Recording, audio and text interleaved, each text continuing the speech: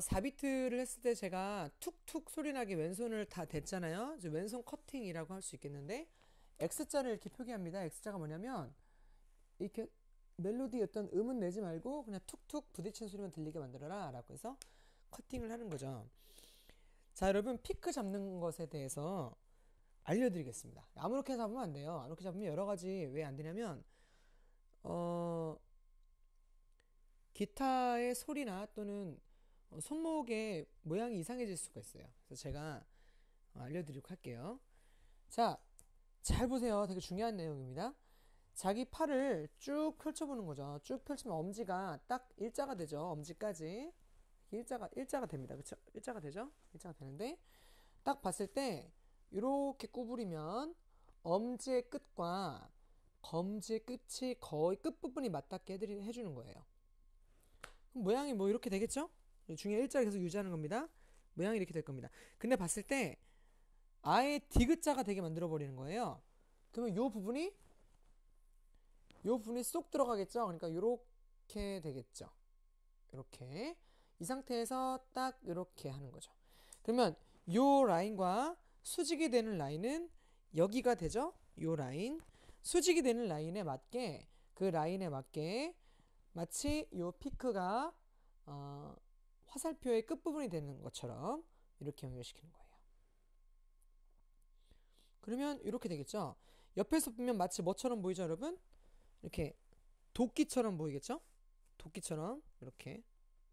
제 손끝이 보이나요? 예, 도끼처럼 이렇게 되죠? 예. 그런 상태에서 기타를 딱 들고 이제 여기 요 자기 팔 안꿈치를 정확히 기타의 요 뒤 엉덩이 부분에 딱 하면 피크가 사운드홀의 가운데에 딱 오면서 여기 공간은 없게 되죠. 그렇죠? 공간이 이렇게 하셔야 돼요. 그리고 액센트는, 그러니까 강하게 쳤을 때 여러분 주의할 거 뭐냐면, 강하게 치는 거는 힘을 세게 주는 게 아닙니다. 예. 힘을 세게 주면 여러분 나중에 기타 치게 되면 이제 연주에 한계가 와요. 한계. 그리고 진짜 테크닉을 줄 때 거의 손목으로 많이 줍니다. 그래서 손목으로 짧은 걸 이용해 들어 이렇게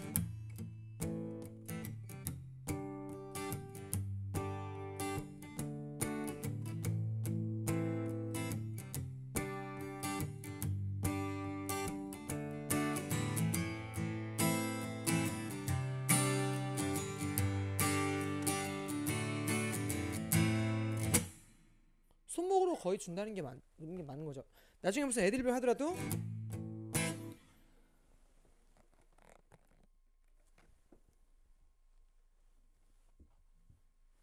해볼게요.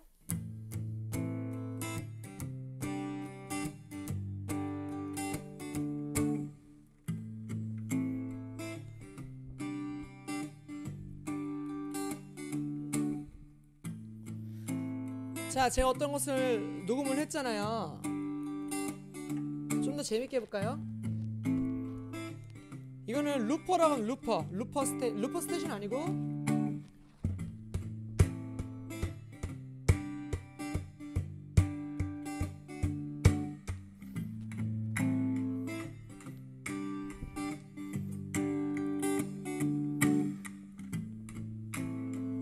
자, 여러분 이제부터 중요한 게 나오는데, 제가 어떤 애드리브를 줄 때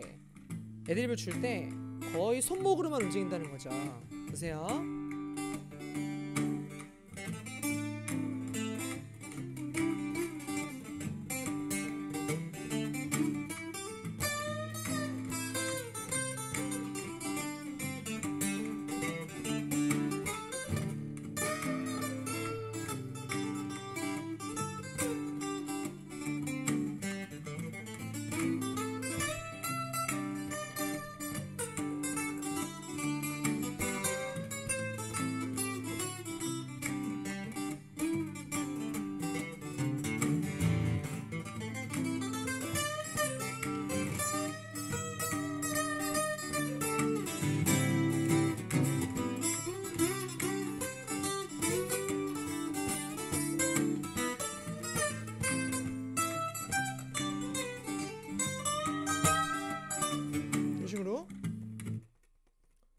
우리가 이런 식으로 손목으로만 하는 플레이가 많다는 거예요.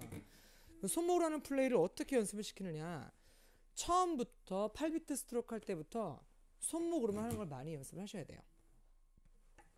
그래서 이제 그것에 들어가는 연습을 제가 시키려고 합니다. 단순한 8비트 뭐 한마디에 몇 번을 쳐라 이런 것들을 그냥 단순하게 알려드리면 그냥 그것뿐이잖아요. 근데 제가 알려드리고 싶은 게 너무 많아요. 너무 많은데 시간이 너무 제약이 있어서, 그리고 여러분 영상으로 보는 거랑 직접 앞에서 보는 건 좀 다릅니다. 느낌이. 그런 동영상의 한계가 좀 있어요. 그렇기 때문에 하시다가 모르시는 게 있으면 어떻게든 여러분이 많이 물어보시고 좀 하셔야 돼요. 그래야지 그런 것을 많이 얻을 수가 있거든요. 자, 약하게 칠 때는 무조건 우리의 목표는 뭐냐면 이 팔뚝이나 몸이 움직이지 않게 만드는 겁니다. 무조건. 그러면 약하게 칠 때는 이 6개의 줄을 그냥 이렇게 손목을 살짝 흔들어 가지고 피크에 면이 닿아야 돼요. 절대 모서리가 닿으면, 모서리가 닿으면 이런 소리가 들리잖아요. 근데 피크에 면이 닿으면, 그쵸? 이렇게. 그래서 약하게 칠 때 약박자에선, 자, 이제 강하게 쳐야 되잖아요. 강하게 칠 때는 손목이 기타에서의 액센트는 뭐냐면 넓은 거리를 재빠르게 이동을 시켜주는 겁니다. 그러니까 넓은 거리가 이동하게 해주는 손목이 어떻게 돼야 돼요? 위로 이렇게 꺾여야겠죠? 그럼 얘가 많이 안 움직이게 되잖아요. 그리고 봤을 때 여기 공간이 벌어지지 않아야 됩니다. 그렇죠? 그리고 여기서부터 딱 재빠르게 가면서 줄을 치고 그 다음에 또 얘가 움직이지 않아야 되니까 이번에는 어디로 가야 될까요? 당연히 손바닥이 뒤쪽을 향해야겠죠. 이렇게. 그렇죠? 요거를 연습된 동작을 보여드리면,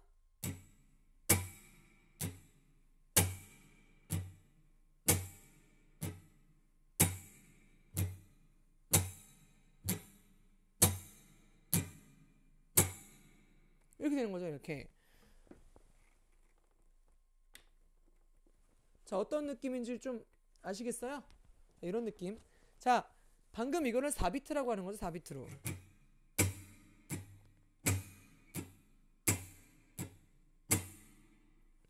아시겠죠? 자, 그러면 이거를 잘 보아하니 뭐가 있죠? 자, 분명히 우리가 4번을 쳤지만 분명히 중간에 생략된 단계가 있었죠. 뭐죠? 이제 위로 올라가는 과정을 우리가 안 쳤어요. 그렇죠? 그러니까 1, 2, 3, 4, 5, 6, 7, 8. 그렇죠? 그러니까 우리가 생략했던 걸 다 치면, 만약에 4비트 하는 동안에 우리가 뭐라고 할 수 있을까요? 뭐 8초의 시간이 걸렸다고 해보자고요. 그러면 2초가 되겠네요. 그럼 무슨 얘기냐면 2초 동안에 총 8초 동안에 4번이 들렸다면 총 8초 동안에 8번의 어떤 부딪히는 소리가 들리게 만들면 되는 거예요. 근데 솔직히 그거는 고민할 필요가 없는 게 4번을 내려쳤기 때문에 생략했던 걸 다 쳐주면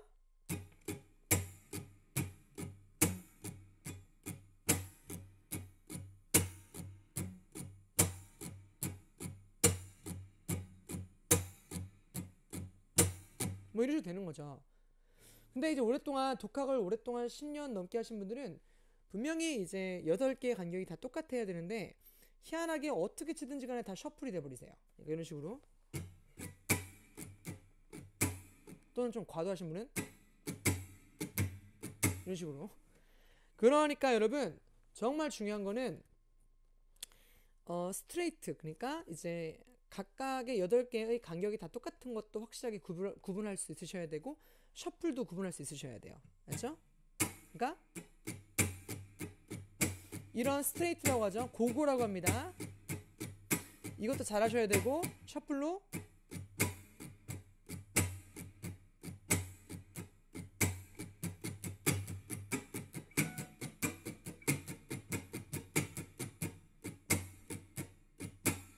그렇죠?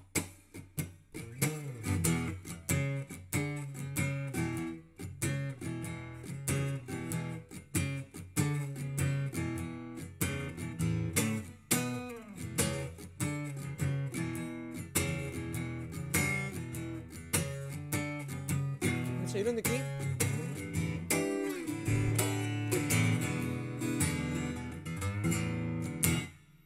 이런 식으로 치는 게 셔플이잖아요. 그러니까 셔플과 고고를 정확히 구분할 수 있으셔야 돼요. 그냥 뭐 어떤 그냥 고고로 스트레이트로 치면 이렇게 되는 거죠.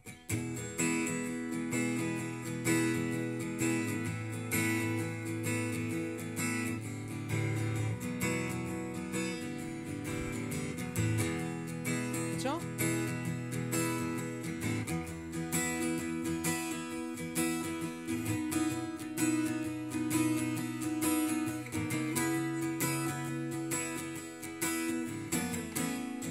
근데 이거를 셔플로 한다 그러면 어떻게?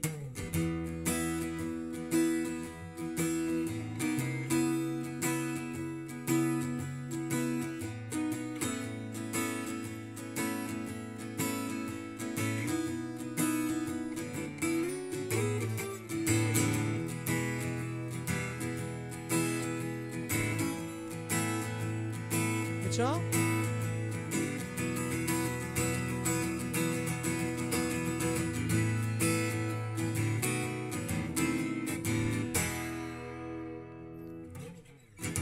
이렇게 뭐 이렇게 할 수 있다는 거죠.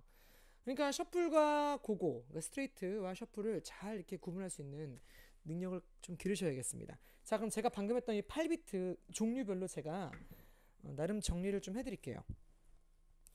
자, 예를 들어서 4분의 4박자라고 했을 때요. 우리가 4개를 쳤잖아요. 4개를 쳤는데 4개를 친 걸 잘 보아하니 이렇게 돼 있고 똑같은 간격이 돼야겠죠? 그래서 4개를 쳤던 거죠. 한 개를 더 포함시키는 거죠. 이렇게. 그쵸? 그러면 이 한 박자를 반으로 쪼갠 거니까 몇 박자가 될까요? 반 박자가 된다고 하고, 반 박자의 길이라고 말을 하고, 반 박자의 길이는 4분의 1 곱하기 2분의 1을 하면, 즉 4분의 1 나누기 2를 하면 8분의 1이 되죠. 그래서 8분음표라고 부릅니다. 그래서 8분음표는 꼬리표를 하나씩 이렇게 연결을 하죠. 근데 꼬리표를 연결하는데 요 꼬리랑 요 꼬리를 이렇게 어떻게 하는 거야? 이렇게 묶어버리는 거죠. 이렇게 점매버리는 거예요. 그럼 어떻게 돼요? 얘가 좀 웃기죠. 점맨다고 하니까 충청도 사람이라서 이렇게 연결되는 거죠. 그러니까 딱 한 선만 딱 그리게 되는 거예요. 한 선만. 그쵸? 다 그리게 되면 이런 식으로 한 개의 라인. 여러분 악보를 그릴 때 음표는 항상 한 박자 단위로 이렇게 기둥을 연결하는 게 원칙입니다, 여러분. 이런 거 알고 계시면 도움이 많이 됩니다. 그래서 이렇게 해서 하면 아래 위 두 박자랑 네 박자 액센트가 올 것이고요. 그 다음에 아래 위를 다 치게 되는 거죠. 이게 제가 방금 말씀드린 어떤 8비트의 기본형이 되겠습니다.